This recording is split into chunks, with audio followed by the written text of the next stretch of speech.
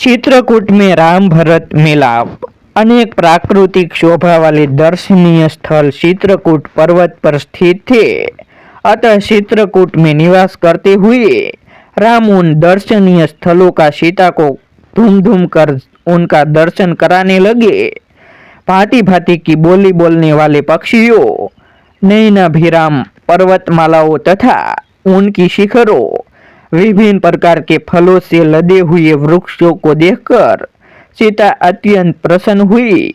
ऐसे ही जब एक दिन राम प्राकृतिक सट्टा का आनंद ले रहे थे तो सहसा उन्हें शत्रुंगिणी सेना का कोलाहल सुनाई पड़ा और वन्य पशु इधर उधर भागते हुए दृष्टिगत हुए। इस पर राम लक्ष्मण से बोले, यह सुमित्रा नंदन, ऐसा प्रतीत होता है कि इस वन प्रदेश में वन्य पशुओं के आखेट हेतु किसी राजा या राजकुमार का आगमन हुआ है।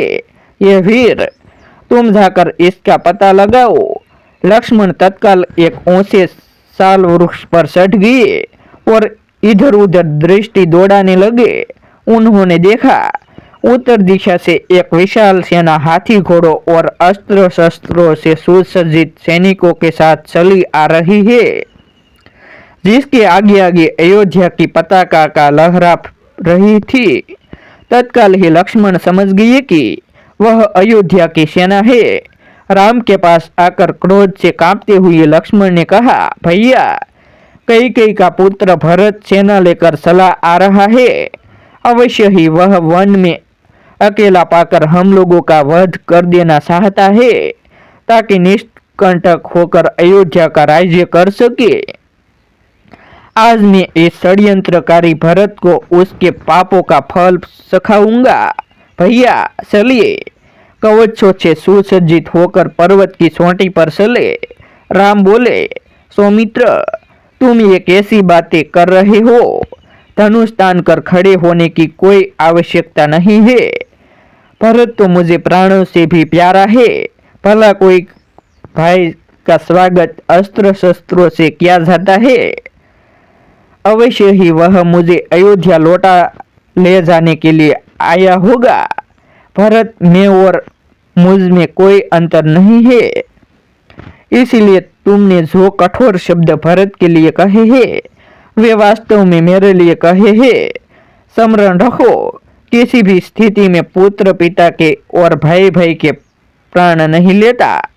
राम के भर्त्सना भरे शब्द सुनकर लक्ष्मण बोले, हे प्रभु, सेना में पिताजी का श्वेत छत्र के नहीं है। इसी कारण ही मुझे यह आशंका हुई थी। मुझे क्षमा करे। पर्वत के निकट अपनी सेना को छोड़कर भरत शत्रुघ्न राम की कुटिया की ओर चले। उन्होंने देखा यज्ञ वेदी के पास मृगशाला पर जटाधारी राम वक्कल धारण किए बैठे थे।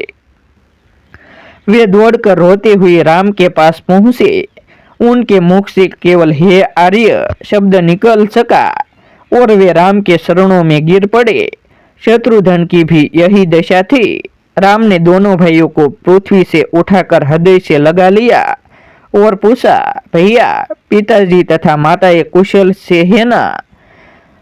कुल गुरु वशिष्ठ कैसे है? तुमने तपस्वियों जैसा वक्कल क्यों धारण कर रखा है? रामचंद्र के वचन सुनकर अश्रुपूरित भरत बोले, भैया, हमारे परम तेजस्वी धर्मपरायण पिता स्वर्ग सिधार गए।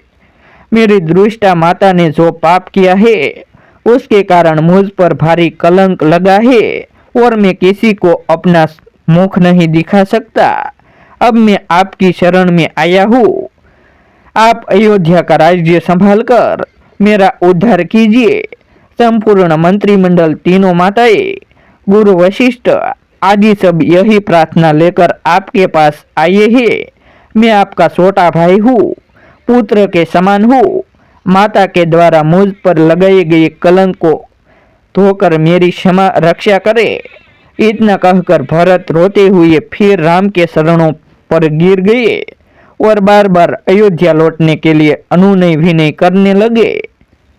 रामायण का अगला भाग देखने के लिए हमारे YouTube चैनल सब्सक्राइब करें, वीडियो को लाइक करें और शेयर करें और कमेंट में जय श्री राम अवश्य लिखें।